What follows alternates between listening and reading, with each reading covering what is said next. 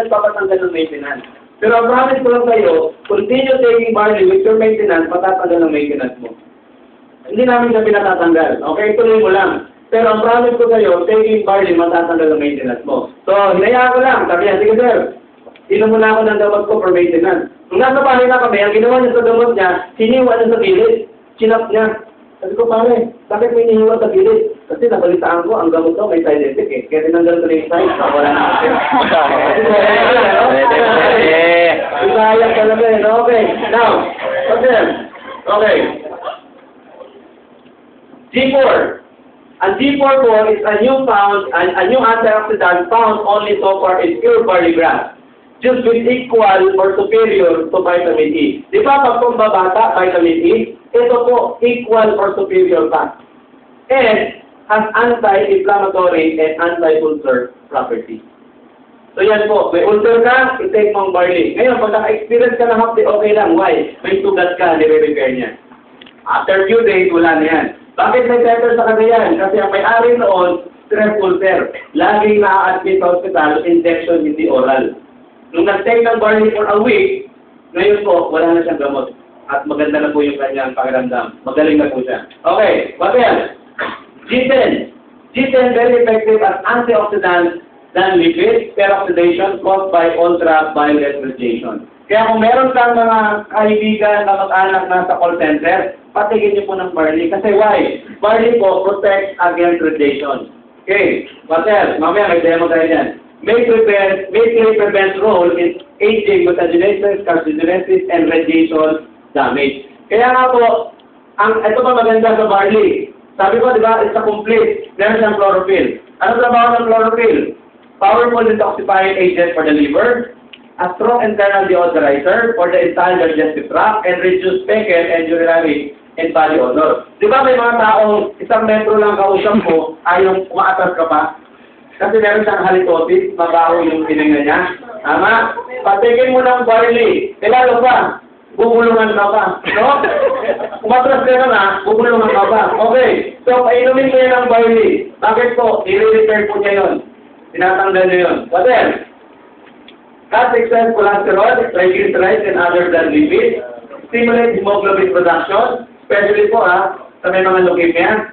The best po ito. Ang tip ko po sa may mga leukemia, kaya ka nagkaroon ng leukemia dahil dumami po yung white blood cells mo. Tama? Compare sa red. Sabi ng expert, pag kumakain pala tayo ng lusok pagkain, kalaban ng katawan natin, kahit gulay. Pagpasok sa katawan natin dyan, yung systems natin, magpuproduce ng white blood cells para to fight infection. Ang dami ka naman yan. Dumadami ka yung white blood cells mo. Kaya ang payo ko sa may mga leukemia, avoid eating cook. Lagi siyang sariwa, prutas, or gulay, para hindi kalaban ng system niya. Yun ang aming advice sa may mga leukemia. Okay, what else? Has wound healing property. May sugat ka sa labas, sa loob, inihil po niya. Naalala nyo, nung natutugan ka, ang nanay mo, ang tatay mo, magtitiktik ng dahon o ng malunggay, di ba? Ilalagay ng sugat mo para gumaling. Hindi naman yung malunggay nagpagaling eh. Ang nagpagaling, yung chlorophyll. Okay, yung green, yung blood niya. Okay. Stimulate red blood cells. What else? Sabi doon, study report on the important substance found in pure barley grass, chlorophyll, which helps to inhibit platelets, activating factor, and protect the blood vessels from damage. May mga dengue, ang dami namin testimony niyan sa dengue. Days lang po, pag pinalalang namin discharge. Why? Nagpapataas siya ng platelets. At the same time, pinoprotection niya yung blood vessel natin. Di ba yung stage 3 or stage 4 ng dengue, dumudugo na ilong? Okay. Pag nag-take ka ng barley, pinatitibay niya yung blood vessels mo.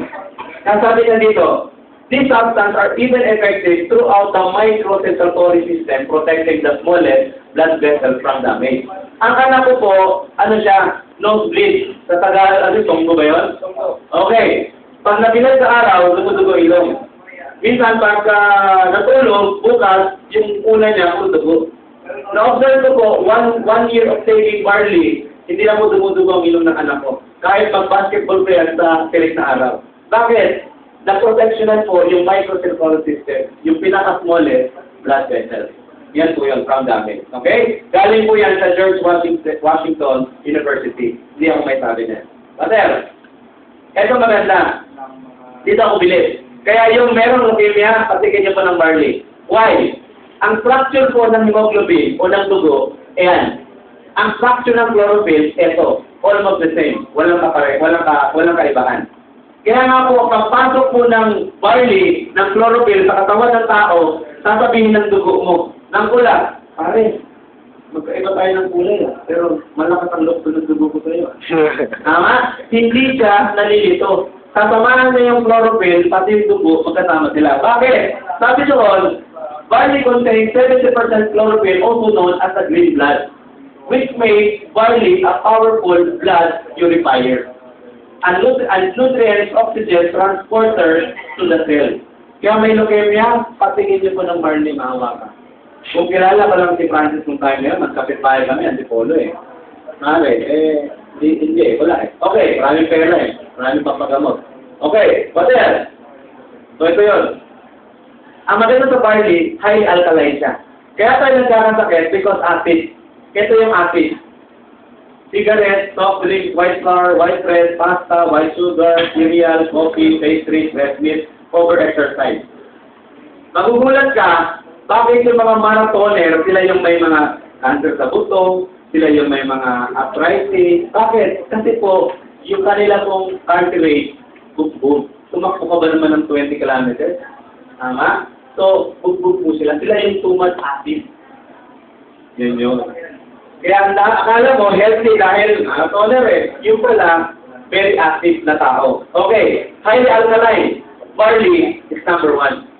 Okay? Ang sabi niyan, may sabi niyan, data po yan from New Zealand. Hindi tayo ang may gawa. Okay? So, yan po from New Zealand. Hotel. Okay, eto maganda. Marami po bang food supplement sa market ngayon? Yes. Marami. Good news po yan. Bakit? Kasi wala na pong matinong pagkain ngayon. Yung food supplement, regalo sa atin yan. Kaya lang, hindi lahat ng food supplement bibilin mo. Pag binenta ka ng food supplement ngayon, kasi yung hindi mo nakuha ng sustansya sa lamesa, ibibigay sa'yo ng food supplement. At mura pa. 1 kilong orange, ilagay sa isang kapsula, 10 pesos, mas mura yan. Tama? Kung ayaw mo at gusto mo ng natural, bumili ka ng 1 kilo. Araw-araw, kano kamahal yun? Hindi lahat bibilin mo. Pag binentahan ka, tatanungin mo kung gaano kataas ang ORAC value para malaman mo kung gaano kataas ang antioxidant. Okay, ang ibig sabihin ng ORAC value, oxygen radical absorbance capacity. Paano ko ba ipapaliwanag ang antioxidant sa simpleng paliwanag? Simple lang. Mamaya, pagkatapos natin, uuwi na tayo. Mamaya, mag-abang ka ng sasakyan. Kung kailan nandiyan ka sa dulo, yung bus, tuloy-tuloy. Sa dulo pa, magre-revolution siya ngayon. Lalabas yung usok, ang butso. Tayo mo sa gusto, malalanghap mo yung usok. Pagpasok ng usok yan, free radical yan. Yung kaninang cell, pagpasok ng free radical, kakainin niya yan. Pag kinain niya yan, ang nangyayari, itong cells mo mag-oxidize. Mamamatay. Maiko-convert into cancer cell. Ngayon, meron kong katabing prutas. Kumuha ka na isa, kahit ano. Kasi ang prutas mayaman sa antioxidant, tama? Pagkain mo, nare-repair siya. Hindi siya nag-oxidize. Kaya kailangan mo ng anti-oxidant. Okay, ngayon, kumuha ko ng top 2 sa fruits and vegetables sa internet.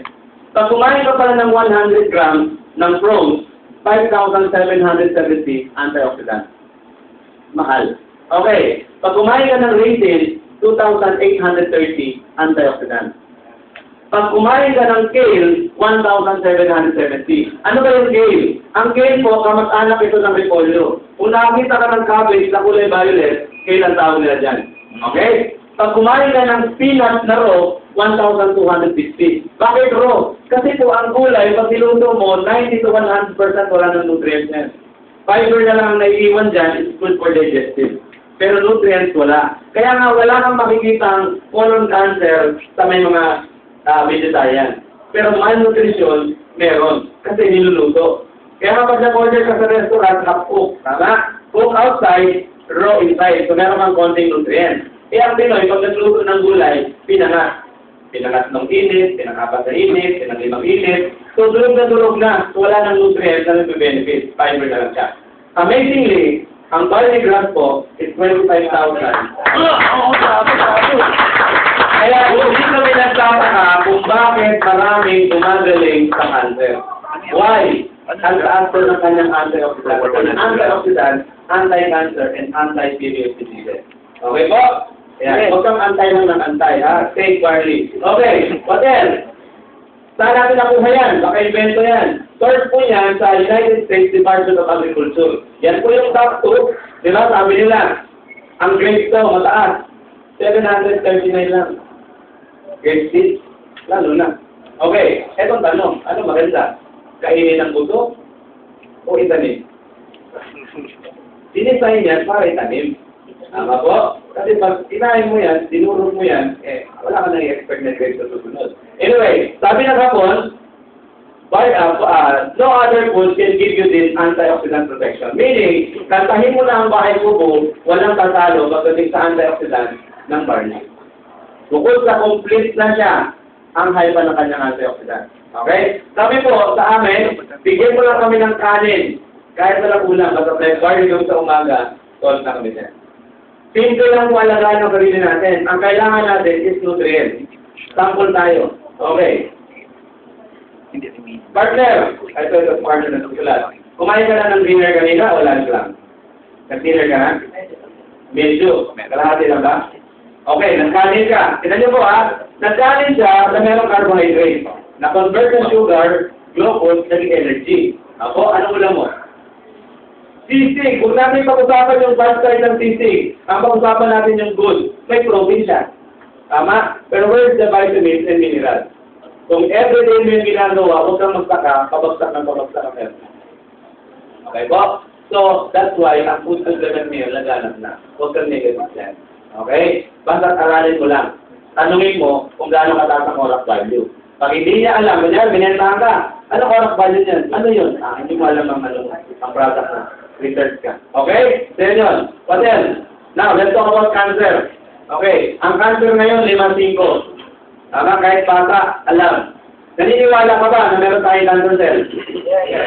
Okay. Sabi ko kanina, di ba? When I study health, I study scripture. So, when I study yung scripture, yung Bible, sabi doon, wala tayong cancer. Cancer cells. Bakit? Sabi doon sa Genesis, we will create man according to our image and likeness. Tama? Walang cancer sa Lord, wala rin tayo. Paano tayo nagkaroon? Sabi ng science, yes. Because the food that we eat, because the environment today, nagkaroon tayo ng cancer cells. Ngayon, given, meron kang cancer cells, meron kang good cells. Tama po ba? Okay, etong tanong. Ma'am, sino sa dalawa pinalagaan mo? Cancer cells or good cells? Good cells, magandang sagot. Etong tanong. Ang soft drinks ba, pagkain ng cancer cells o good cells? Cancer cells. Uminom tayo yan? Minsan. Tama? Ang inihaw, nakiuling-uling, cancer cells, good cells. Cancer cells. Cancer cells. Kumakain tayo niyan? Okay. Food preservative, food coloring. Cancer cells, good cells. Cancer cells. Kumakain tayo dyan? Hindi maiwasan. Tama? Prutas at gulay. Pagkain ng cancer cells, na good cells. Good cells. Imagine mo, sa araw-araw na ginawa ng Diyos, isang beses mo lang pinakain ng good cells mo, minsan, hindi pa. Tama? Kaya pag dumami na yung cancer cells mo sa katawan, ito na yung mangyayari sa'yo. Pag ganito na nangyayari sa'yo, luluhod ka na kay Lord, sasabihin mo, Lord, why me? Pero tayo pala ang nag-raise mo. Ito pong ganito, reaction na lang po ito dahil sa sobrang dami na ng cancer cells natin sa katawan. Okay, now, tanong, bakit sila nagkaroon ng cancer? Basic lang po. Failure of immune system. Kasi hindi mo inaalagaan ang good cells mo. Ang lagi mong pinapakain ang cancer cells mo. Pero, pag nag-stay ka ng barley sa umaga, fiesta, yung good cells mo. Tama, di ba? So, dapat ganun po. Okay. Now, tanong. Ang barley ba, gamot ba yun sa cancer? Hindi.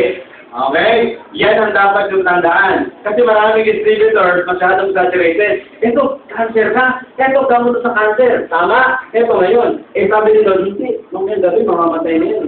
Kung nung namatay, ikaw ang sinisi. Tama? Bakit? Kasi diniin mong gamot. Hindi siya gamot. Bakit po? Ganito po nangyayari. Ang barley grass versus cancer cell. Pag pumasok na yung barley mo sa katawan, ang nangyayari, because of 16 vitamins, 17 minerals, 18 amino acids, 25,000 orak value, enzymes niyan, 3,000. SODP4G1G4, chlorophyll, phytochemicals, ano nangyayari? Highly alkaline. Pagpasok niya sa body mo, i-boost up ang immune system mo. Pag-boost up ng immune system mo, ang gagawin ng immune system mo, palalakasin niya yung T-cells mo. Pag malakas na yung T-cells mo, palalakasin ang natural killer cells mo. At pag malakas na yan, siya ang bahala sa cancer cells mo. Nakalimutan niyo yung video kanina? Ganyan yun. Meron silang trabaho. Na pag ito pumasok sa katawan mo, ang immune system mo ang bahala. Kaya nga sabi po ng isang expert, sabi niya, ang tao may kakayanan pagalingin ang sarili niya kahit di niya dumutin. Tama? So yun. Tamang nutrients, immune system, the rest will follow. Okay po? Kaya hindi siya gamot. Bakit sila gumagaling? Kasi ito, yan ang proseso. Okay, now, sabi po ni Dr. Hagiwara at Dr. Hota, merong daga, in-expose sila sa radiation. Yung unang daga, walang barley. Slow yung repair, tapos namatay. The next rat, pinadaan sa radiation, but, bago na radiation, ay after the radiation, pinag-barley nila. Second time faster, yung repair, yung cells ng daga. The next rat, pinadaan ulit, but bago mag-radiation, pinag-barley muna nila. 3 times faster ang repair. Kung meron kang kamag-anak, kaibigan na merong cancer na hindi maawat sa chemo, kasi ako, pag aawatin ko, kakaawat ko.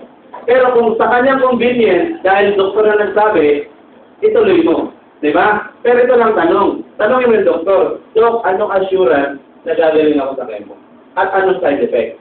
Kasi yung iba hindi sinasabi. Yung iba naman, sinasabi. Tama? Okay. Ngayon, pag hindi maawat, ituloy.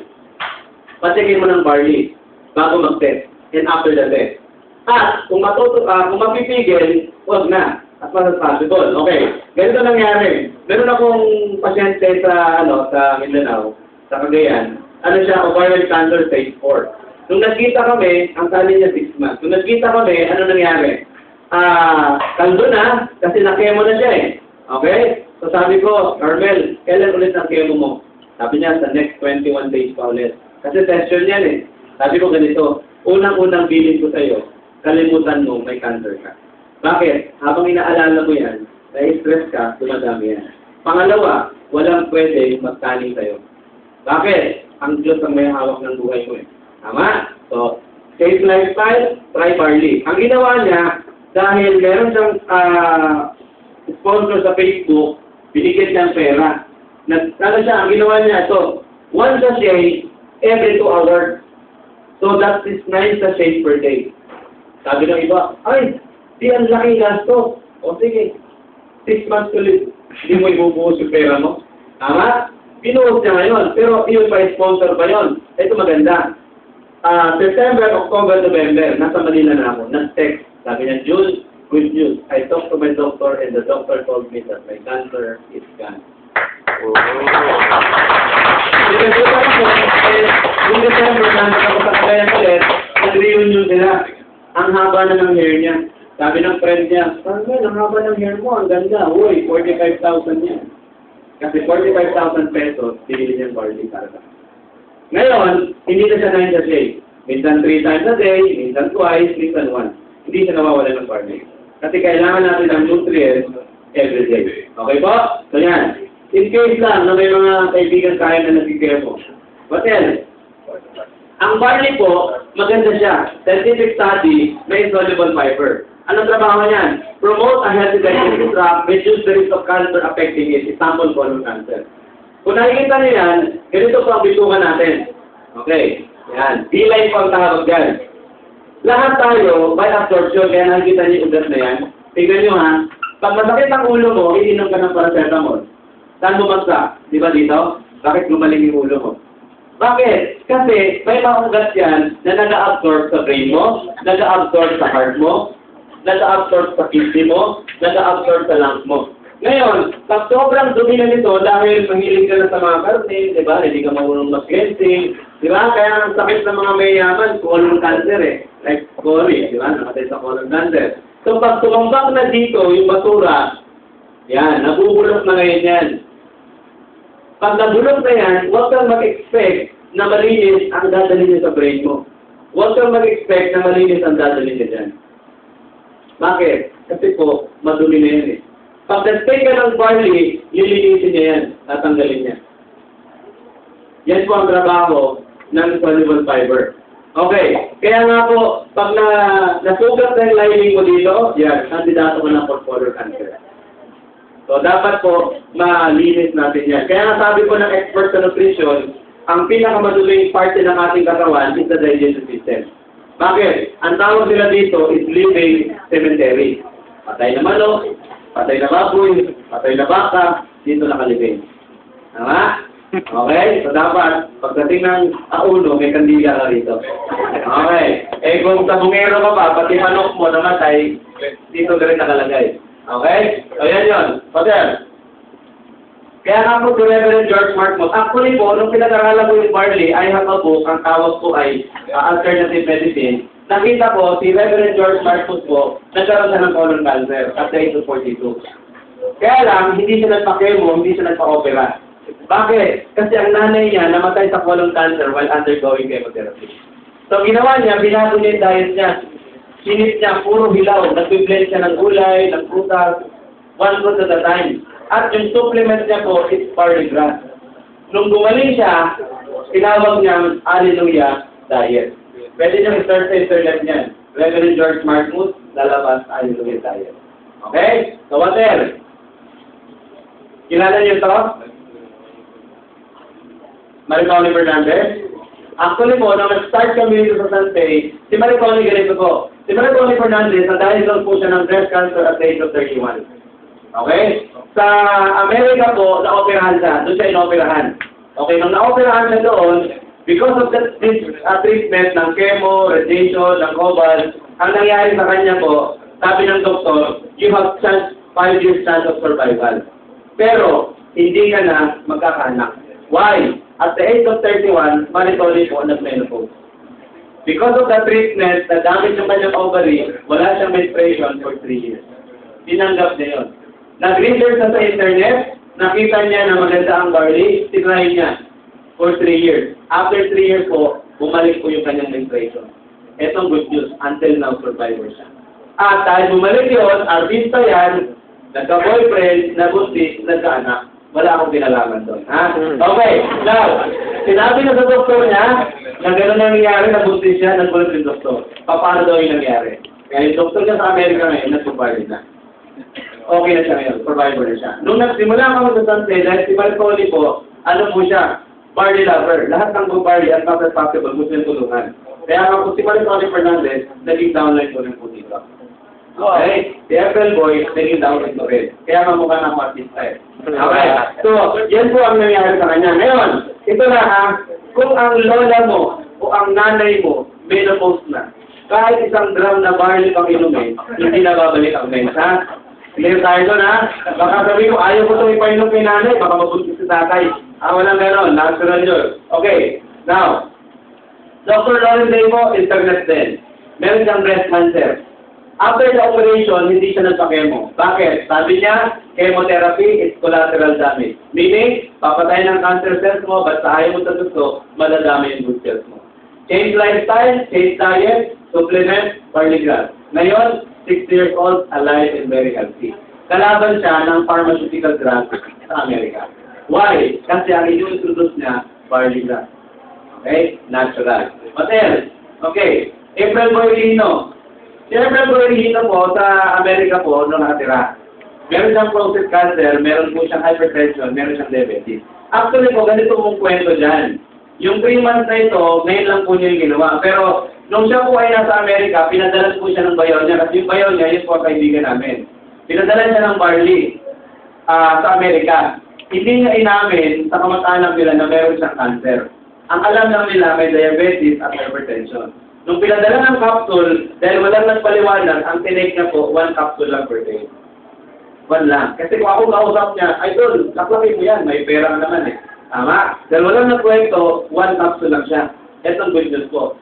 After 7 months of taking barley, nagulat siya. Bakit? Tinanggal po ang maintenance niya sa diabetes. At pagkatapos, tinanggal ang maintenance sa hypertension. Ito maganda. Yung kanyang symptoms, yung kanyang prostate cancer, sabi niya, Ma, sabi niya kay Madel, lumalakas yata ako dito ah. So, ang ginawa nila, pinadala nila ng sachet, so 3 months po siya nag-take ng barley. Ngayon po, cancer free na po siya. Ngayon, i-relate ko rin sa akin. Sabi nga ni Sir Rabbit kanina, nagkaroon ako ng network sa Mindanao. Ngayon, pagpasok ni April Boy, wala na. Harvest time ako ngayon. Kaya nagkukwento na ako sa inyo, mamaya alas 12:30, susunod na naman cellphone ko. Okay, yan lang talaga eh. Okay, Patel. Okay. Ito po, nanay naman ito ng partners ko rin dito. Yung downline ko siya. Tinanggalan na po ng breast. Pero dati na tinanggal na. Actually, kaya ang problema, bumalik ulit. Okay, nung bumalik, ang ginawa nila, after the operation, nagre-radiation po ito. Nagkikemo rin ito. Pero nag-take po ng barley, ang lakas-lakas po niya.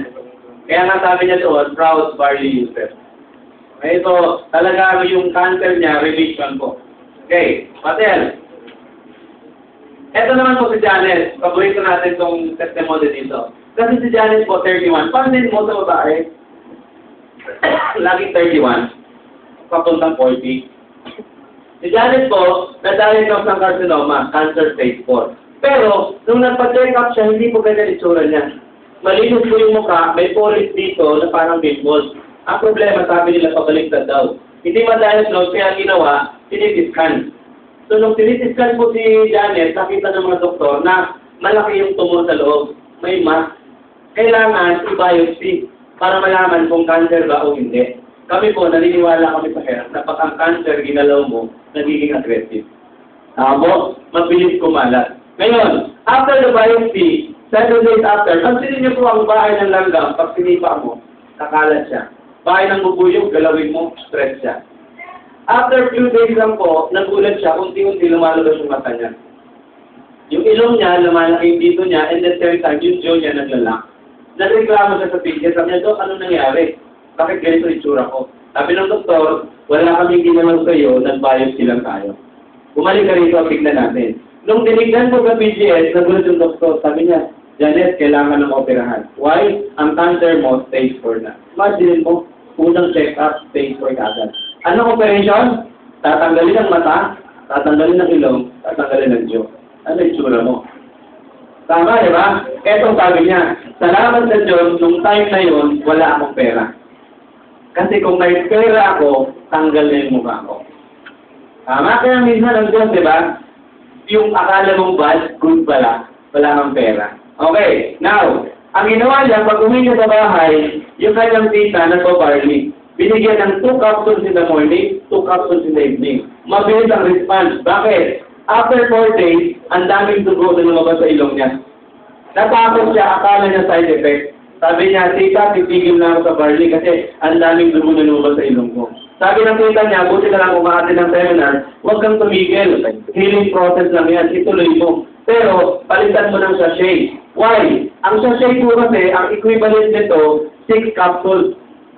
Okay? 3,000 milligrams. The more, the better. Okay. Anong nangyari? So, taking barley for 5 months, that was July 2010, August, September, October, November, December. Nag-testimony po noong December. Ito siya dati, ito siya after, ito siya ngayon. Hindi na siya na-operahan, zero cancer pa, at very effective siyang seller sa Mindoro. Why? Lahat ng bentahan niya, bumibili. Kasi siya mismo, product of his own product. Okay. Patel, sabay na natin to. Kahit si Princess po, yung bata, tiga 64, na-diagnose ng pneumonia with clinical sepsis. May infection sa dugo. So, nung na-ICU yung bata, ang mahal, inilabas ng parents. Dahil walang pera. Na-admit ulit dahil hindi na makahinga. Sabi ng doktor, dalhin mo sa Manila, sa Philippine Children's Hospital. Doon matutulungan yan. Eh, walang pera. Pag uwi nila sa bahay, yung kanilang kapitbahay nag-barley. 2 sachets per day. Ginawa nila ulit, 1 sachet divided into 3 parts. Ibig sabihin, wala nang budget, 1 sachet na lang, 3 times a day. Pero itong good news. Yung bata po, nag-heal yung blood infection, hindi na siya anemic, very active, okay ng paghinga niya, good appetite, good sleep. Ito siya dati, ito na siya ngayon. Okay, di ba? Kaya lang, ang barley, nakakalaki ng mata. Nagulat. Okay, Matel. Si Mr. Gakwa po, downline ko naman sa Tagum. Okay? Subject siya for operation, kidney stone. Nag-delay po yung kanyang operation, nag-take siya ng barley 1 week. 1 week of taking barley. After 1 week po, himala po, na-flash or na-ibig na yung stone niya. Lumabas. Sakit nun. Case to case po. Pag ganito malaki ang stone mo, imposible na ihiyan. Okay? Pwede dumaan ka sa shockwave, pag naduro, pwede na i-flash out. Okay? Baka sabi mo, Power, kidney stone, ito, inom ka rito. Ganito nga kalaki ang stone, paano mahihiyan? Diba? So, dapat be realistic po. Okay. What else? Okay. Arthritis. Nung isang araw, may nagsabi sa akin dito, kumating arthritis ko. Maganda ba ang bali nila sa arthritis? Yes po. Bakit? Simple lang. Ang arthritis kasi may organic sodium siya. Ang trabaho ng organic sodium which dissolve calcium deposit on the joint. Yan ang trabaho niya. Kaya nga, yung people with arthritis have used celery juice for years. Why? Because of organic sodium is contained. Kung napanood niyo yung juicer, si Jack LaLanne, yan, laging may celery yun. Celery juice. Sabi nga ni Jack LaLanne, patay na siya, 90 plus na yun eh. Sabi niya, exercise is the key, nutrition is the queen. Okay? Bakit ko naman sa-take ng celery juice? Kasi ang celery juice po, merong 28 milligrams of organic sodium per 100 grams. Ang barley po, ay meron po siyang 775 organic sodium per 100 grams. Kaya yung arthritis, easy mo. Kaya lang merong reaction. Pag sobra na yung arthritis mo, pag inom mo, kasi trigger. Pero huwag ka makalala, tinatanggal na yung bad deposit ng uric acid. Okay? After few days lang yan, healed na yan. And since may anti-inflammatory siya, tinatanggalin din yan. Yan po ang barley. Okay, what else? Now, diabetes. Okay, barley sa diabetes? Yes. Hindi lang po. Sabi nga doon, with more than 180 million people worldwide have diabetes. This number is likely double by 2030. Bakit po dumadami ang mga diabetes ngayon? Okay, simple lang po ang sagot. Okay, alisin natin muna yan. Okay, bakit? Ganito po, nung araw, sabayan niyo ako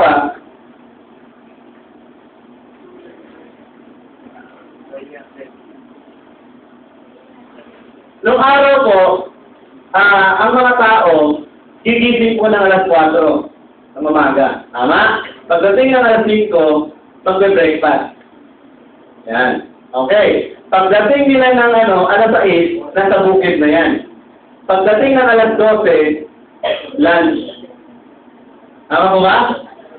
Alam mo ba yung after 6 na diet? Na bago mag-6 o'clock, kain ka na. Tapos pag after 6, liquid ka na. O bago mo na-invento yan, yung matatanda, ginawa na yan. Bakit? Alas 5 pa lang, nag-dinner na sila. Why? Pagdating na alas 8, madilim na, matutulog na sila.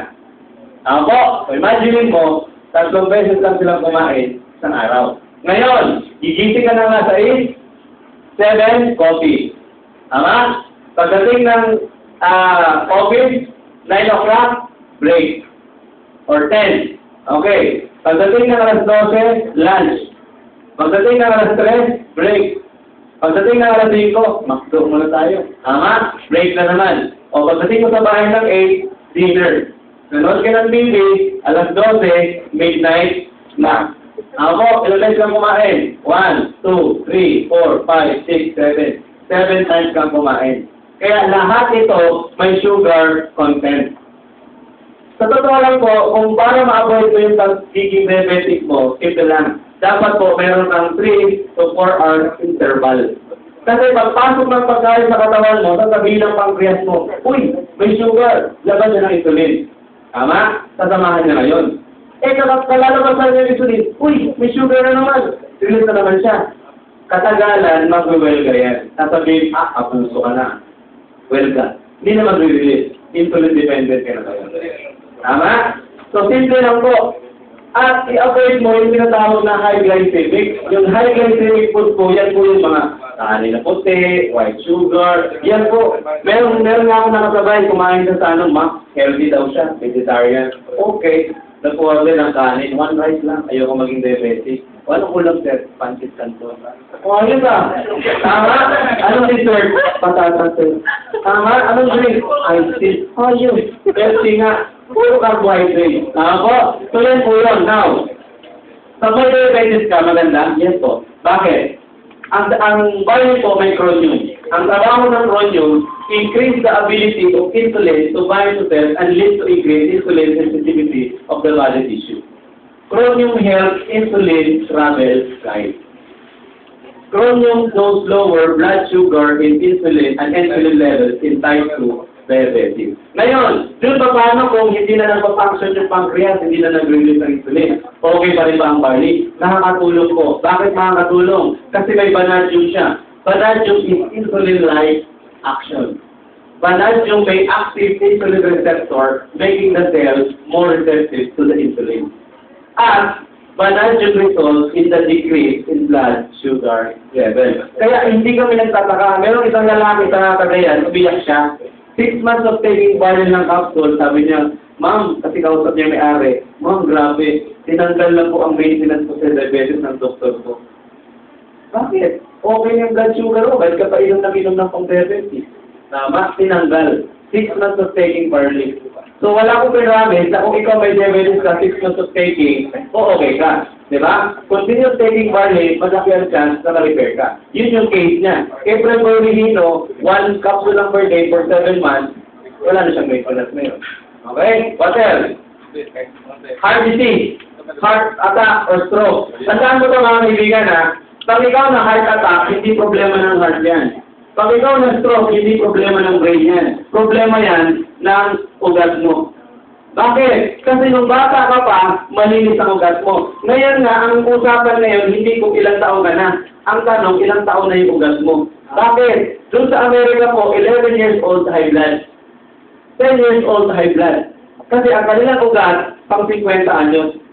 Okay? So, nung bata ka pa, malinis, lumadaloy, malaya. Pero nung humingi ka na ng mami, hotdog, mami, itlog, mami, di ba? French fries. Ano nangyayari? Natatakbakan ng cholesterol. At pag yan, hindi na makadaloy ang ugat mo, ang dugo mo sa ugat mo, high blood ka na. Di ba? Simple lang. Anong masarap sa lechon? Balat. Anong masarap sa fried chicken? Anong masarap sa itlog? Balat? Hindi. Hindi namin kain yun. Anong masarap sa itlog? Ha? Pula. Alam mo mo? Sabi ng kaibigan ko, pare, kain tayo. Akin yung pula, ha? Alam mo, ginawa ko? Ilubos ko lahat. Nagalit siya. Pare, sabi ko, akin yung pula, eh. Pare, sorry, ha? Wala akong nakitang pula, eh. Dilaw yun, eh. Tama? Kaya ito ako, hindi pula yun. Dilaw. Diba? So, inubos ko. Ngayon, ano masarap sa itlog? Ilaw. Kamutin. Joke. Diba? Pag makati yan, papatay ka, kamot mo lang. Anyway, ano masarap sa alimango? Balat? Hindi, aligi. So yan yun. O pag inatake ka na, high-blood ka na. Pero sintahan ka naman tapos ng doktor. Carpil black, Neo black, hollow black, mono black, lahat ng black, in-reset na sa'yo. Pagtanggal na ng black. Excuse me po, hindi na tatanggal. Ito yung ugat mo, marami ka ng cholesterol yan, hindi na makadali yung ugat mo, ay dugo mo, ano nangyayari? Pag niresetahan ka ng carpil black or mga blockage na yan, vasodilator lang yan.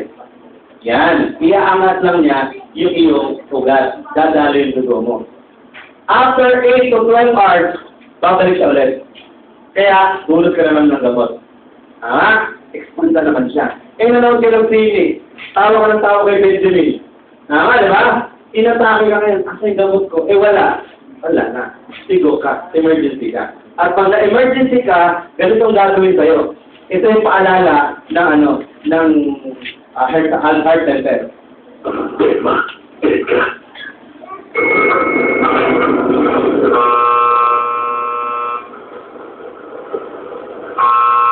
Wala sa itsura ka ba? Nakasuko. Edma, Edka. Hanggang sa ito ka kung magtrabaho. Pag umabot ang BP mo ng 140/90, baka bumigay ang puso mo. Aantay mo makikita. Deadma, edit ka.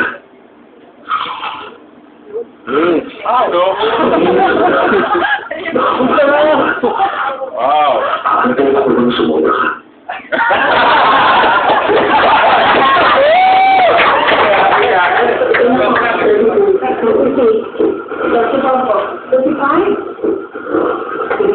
Pag umabot ng 35 ang gawin ng lalaki at 31 sa babae, malaki ang chance ng magkakatadan.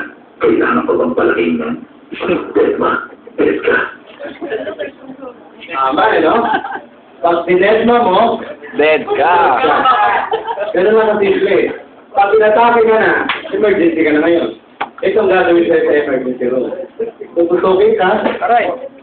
hihiwain ka ng laser, Ow. at dahil matigas ang buto mo, lalagariin yan. Huwag naman. At pag nilagari na yan, bubukakain din ng mga doktor. Aray. Dahil sobrang tigas yan, dahil sakad na ngayon yan. Ang pinaka-worst, tututok-tutukin na ng tubo yan. Ang tawag dyan, open heart surgery or bypass operation. 1 milyon, 2 milyon, 5 milyon ang presyo dyan. Tama? At pipirma ka ngayon ng waiver. Ang ibig sabihin ng waiver, patay o buhay, bayad ka. Tama? At pag namatay ang doktor, namatay ang pasyente, wala silang pananagutan. Kaya tingnan mo yung mga doktor, dapat magaling na networker yung mga yun eh. Tingnan mo ha, pag nahiwa nila yung tao at sumilit ang sugo, namatay, ay, tatakpan lang yan. Next. Tama? Hindi sila nare-reject. Ikaw, nag-recruit ka lang, hindi ka pinuntahan, pero nagalit ka, hindi, in-next mo yan. Okay? So, gano'n yun, pag hiwa, namatay, ay, tatakpan lang yan. Next. At sa hospital po, kaibigan, 2 ang nagpe-pray. Siyempre, ikaw, nasa emergency ka. Lord, yung asawa ko, sana mabuhay siya. Huwag ka. Nandun sa exit, may nagpe-pray doon. Sigaw ko rin niya, Lord, amin na yan. Kaya bago ka mag-pray, punta ka muna sa exit, baka may nagpe-pray sa asawa mo. So, yan yun. Okay. Pero kung nakulahan po, sa bypass, tinanggal mo yung plaque sa ugat niya. Okay? So, panoorin natin.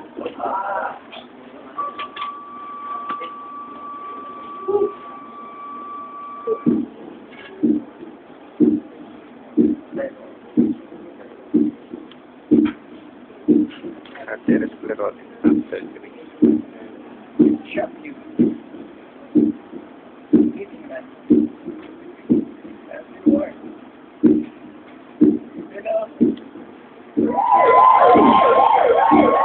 Heart attacks, certain cancers, osteoporosis, diabetes, the major diseases of our society may be caused in part by what we eat.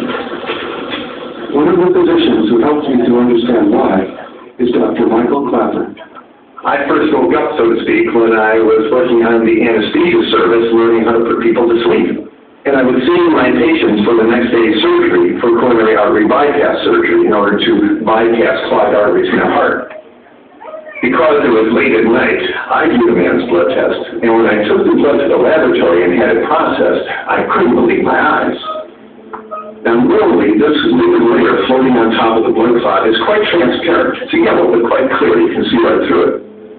The blood in this patient's tube, however, was anything but clear. The serum floating on his clot was thick and greasy white. It looked like glue. In fact, it stuck to the side of the blood tube when I shook the tube. I went back to the patient.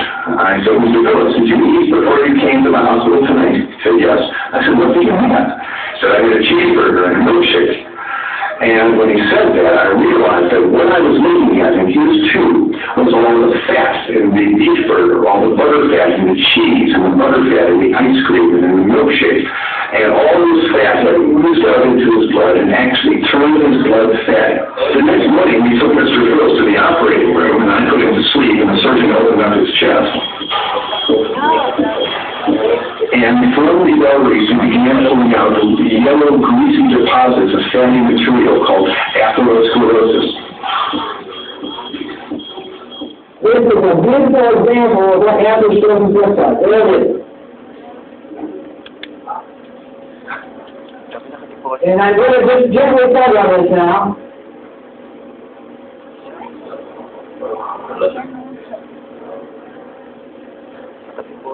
It's really hard to say. That's too bad. You can get it too. Let's see if we can get this thing out. Ay, grabe, balit na balit. You're holding on the breath so that you will finish it.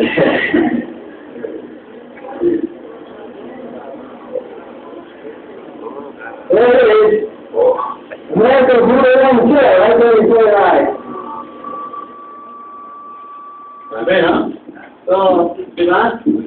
Yun eh. Yun yung reality. Na yung iniipon-ipon mo for the next 40 years of your life. Yan yun. Pag binuksan ka, ito ka na. So, simple lang po. Ang barley po, maganda po. Kung meron maganda. To prevent, maganda po yun. May Ilocano ito? Okay. Yeah, okay. Actually po, anong sabi nila, yung galing daw ng Ilocano ba? Hindi totoo yun. Actually ako po ay nagkaroon ako ng boss sa Ilocana, nagbigay sa akin ng break na bakit ako napunta sa isang custom business, okay? Simple lang po. Hindi po yan mga kulipos, okay? Nagtitipid lang yan. Okay, now, meron po isang Arabo po sa Saudi na inoperahan po ng bypass. Kaya lang po, ang problema, yung kanyang dugo very rare. Okay? So, AB, normal. Iba parang abnormal, no? AB normal. So, ang ginawa, nagpahanap sila ng donor. Ang problema, walang makita. Meron isa nakapag-donate, Ilocano. Sabi ako, okay, parang kami ng dugo ng Arabo na yan. So, ginawa, binigyan ng dugo, at awa ng Diyos, gumaling po yung Arabo. After the operation, sa pasalamat ng Arabo dahil mayaman, binigyan ng ginto, binigyan ng bahay at lupa, binigyan ng sasakyan, binigyan ng pera. So mayaman siya, anong time na yun? So pinadala niya sa Pilipinas, sosyal yung kanyang mga anak, yung kanyang asawa, mayaman na sila.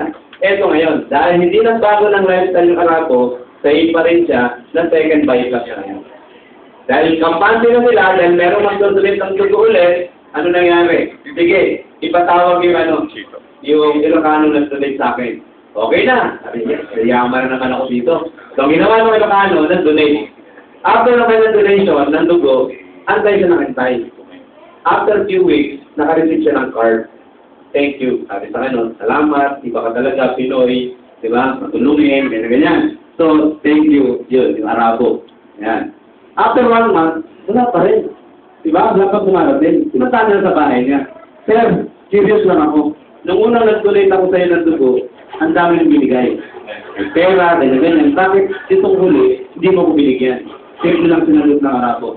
Pasensya ka na, may dugo na akong Ilocano.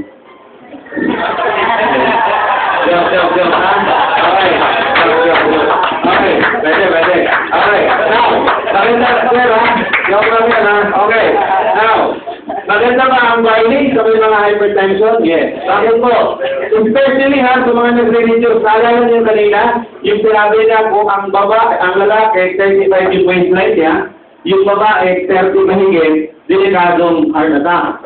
Pag magre-reduce ka, ang barley po, meron siyang enzymes, fatty acid oxidase, peroxidase, catalase, many enzymes. Enzymes that decompose fats in our body. Kahit hindi ka mag-exercise, palilitin ka niya. Pero hindi ganun mabilis. Pero pag nag-exercise ka, mas mabilis. Ano po? So, yan yun. Tinatanggal yung fat sa body natin. Chlorophyll, calcium, cholesterol, and triglycerides, and other lipids. Soluble fiber, which help metabolize the fat, cholesterol, and carbohydrates. Superoxide dismutase aids the maintenance of the damaged heart tissues. Amino acid. Meron siyang amino acid arginine, keep the blood vessel elastic. Naalala niyo ito, yung vasodilator? So, ang barley nyo, meron siyang natural vasodilator. Pero ang maganda, gagawin ng elastic. Kasi po, pag synthetic yung vasodilator mo, kakaspread, puputok po yun, stroke ang bagsak mo. Tama? Dito po, natural po yung kanyang elastic. Okay? What else? Due to the formation of procollagen type 4, which prevents formation of plaque, katulad ng inoperahan kanina, to prevent the plaque. And, meron siyang vitamin C. Ano trabaho ng vitamin C? Keep the blood vessels healthy. Alam niyo po, mga kaibigan, kung bakit ka nagkaroon ng cholesterol dito, bakit? Kasi ang ugat mo nasusugat, nagkakaroon ng lesion and laceration. Naalala mo yung sugat mo, pagpagaling na, di ba, yung tawag doon, yung langit, di ba, mas mabilis kumakapit yung mga dumi. Ganon din po dito. Kaya siya nagka-crack, lack of vitamin C yun. Kaya ang ganda sa atin, bukod sa barley, may vitamin C na, meron tayong other product, yung sodium ascorbate. Di ba? Kung ngayon, kung member ka dyan, okay lang yan. Meron tayong daily C. So, yan, vitamin C. Ang barley, meron na rin yan. So, pagkagalingin niyo yung sugat na yan, na kahit kumain ka ng mga matataba, hindi siya didikit. Ipa-flash lang yan. Pansinin niyo po, ang katawan ng tao walang pinoproduce na vitamin C. Lahat ng vitamins meron ka sa katawan except vitamin C. Kaya kailangan ng vitamin C galing sa labas, ipasok mo sa katawan mo. Ang merong vitamin C po, ang daga, ang baboy, ang oso. Yan may natural vitamin C. Tignan mo ang daga. Sa basura nakatingin, sa basura nakatira, hindi nagkakasakit. Bakit? Kasi po, meron silang natural vitamin C. Ang baboy po, kaya hindi na high blood, meron silang natural vitamin C. Okay, nakakita ka na ba ng baboy na high blood?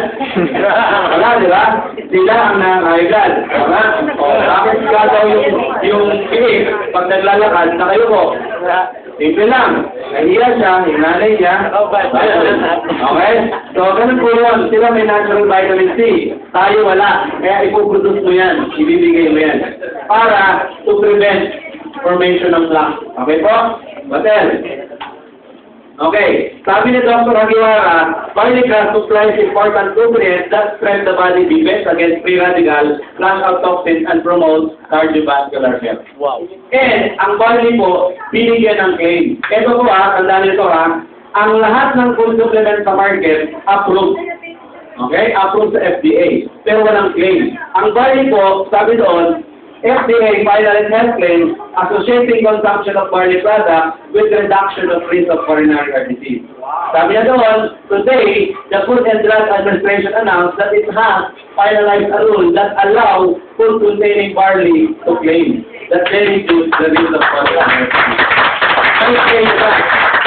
Scientific evidence indicates that including barley in a healthy diet can help reduce the risk of coronary disease by lowering the cholesterol level. Scientific na yan. Okay, dito po tayo talagang nakaka-amaze. Binigyan siya ng claim. Tanong, bakit binigyan ng claim sa heart disease, hindi sa cancer, sa Amerika? Simple lang.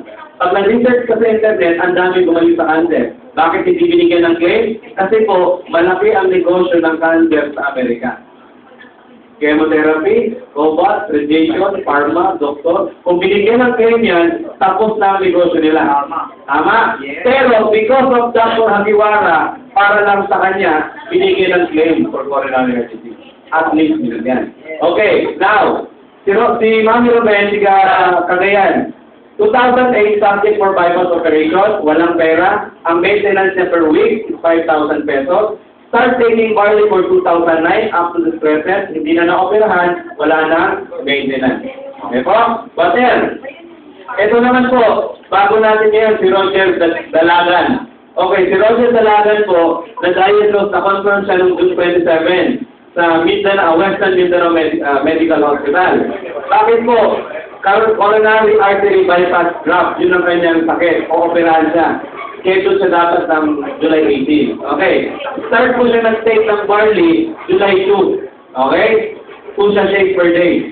Ano nangyari? Sabi niya, gumaan ang aking pakiramdam na wala ang sakit ng dibdib. Okay? Hotel. Mayroon pong babae nagtanong sa akin, Sir, bakit sumasakit ang dibdib ko? Dito lang sinagot ko, ma'am, luwagan mong gramo. Okay?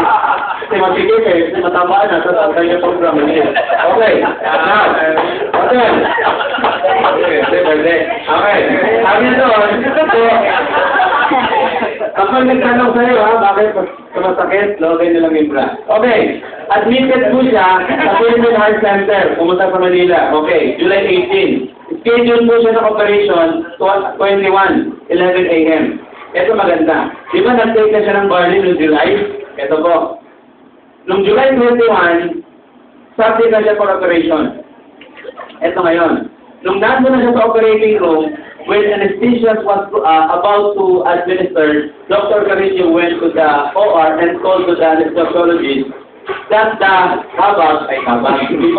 will not proceed. The coronary artery bypass, hindi na daw itutuloy. Sabi niya, as per Dalagan's testimony, sinabi ng doktor daw sa kanya, ikaw si Roger Dalagan, sabi niya, hindi muna natin itutuloy yung bypass mo.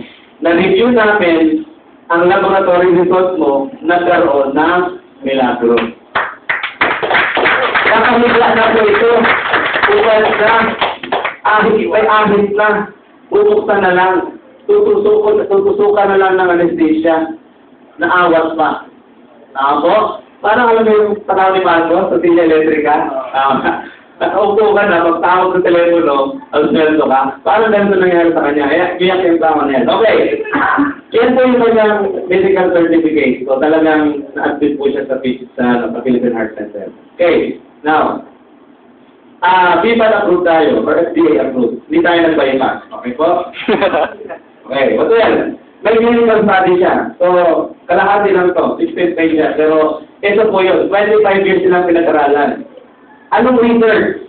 Barley-grass daw, lowering the cholesterol level. Ibig sabihin, good for coronary heart disease or heart disease. Tama? And free radicals activity in the blood, cancer. So, dalawang target ng research.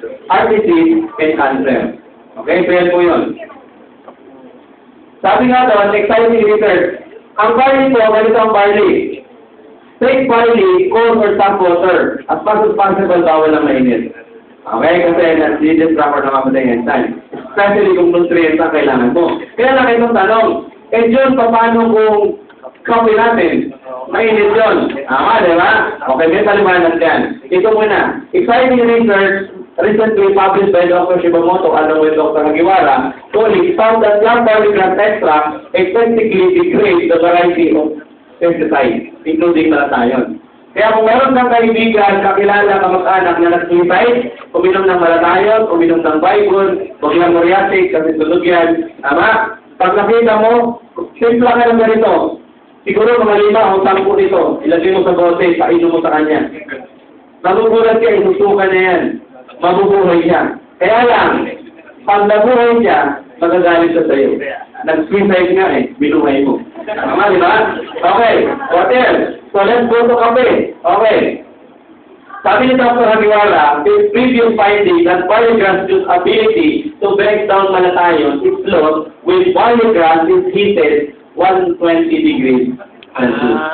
Most likely due to the destruction of enzyme activity by heat, further research into the manner which barley grass juice degrades pesticides and other toxins underway. So may gamit siya, kasi hindi lang po. Pag kumain ka ng hilaw na kamatis, vitamin C. Pag kumain ka ng luto, lycopene. Tama? Kumain ka ng hilaw na gulay, nutrient. Pag kumain ka ng luto, fiber. Ganun po yun. Meron pa rin siyang gamit. Pero kung may cancer, huwag mo patingin ng barley kahit barley coffee pa yan. Okay? So ang ibigay mo, yung powder natin. Okay? Yung capsule. Okay. What else? So ito yung reference natin. Hindi tayo hearsay. Pinag-aralan niya sa Hagiwara Institute of Health, Japan Research Association, Japan Office of Science and Technology, Japan Food Analysis Center. Binigyan pa yan ng prestigious award si Dr. Hagiwara. Washington DC, inaral yan. Taipei, Taiwan, China, and New Zealand. So, ibig sabihin, ito yung reference natin na ang ating product ay hindi ng kwentong barbero. Po? Dahil dyan, ang barley po is recognized by science as the most nutritious of all plant foods, containing vitamins, minerals, amino acids, protein, active enzymes, phytonutrients, and phytochemicals that are bodies required for proper functioning of organs in the immune system. Ito pong tip ko sa inyo. Madali lang po alagaan ang ating sarili. Basta meron ka lang nutrients every day, magpapunction ng tama ang organs mo at immune system. Kaya na tinawag nila yan, a total complete food. Wala ka nang hahanapin pa. Pero, bago nalaman ng mga scientists na maganda ang barley, matagal na palang sinabi ang barley sa atin. Allow me to quote lang po. Sabi sa Bible, sa Old Testament, sa Deuteronomy 8:7-9, "For the Lord God is bringing you into a good land, a land full of wheat and barley, milk and honey, in which you will lack nothing." Wala nang kulang. Ang tao lang noon at ngayon, reklamador. Kain ng bayawak, kain ng tuwaya, kain ng aso, kain ng ahas, tama? Pati cobra, iniinom na. Meron ka nito, wala kang talo. pero, Pag ginamitan mo ng konting research, talo ka. Why? Because of the chemicals na ginamit nila, pwedeng mag-lead to kidney infection. Yung kapatid ko, nagtrabaho sa Valenzuela, cobra sa umaga, cobra sa tanghali, cobra sa gabi. Energy daw eh. Less than 1 month, nag-chill, nilagnat, dinala namin sa paggamutan. Anong finding? Sabi ng doktor, may kidney infection ka. Ano bang ininom mo, iho?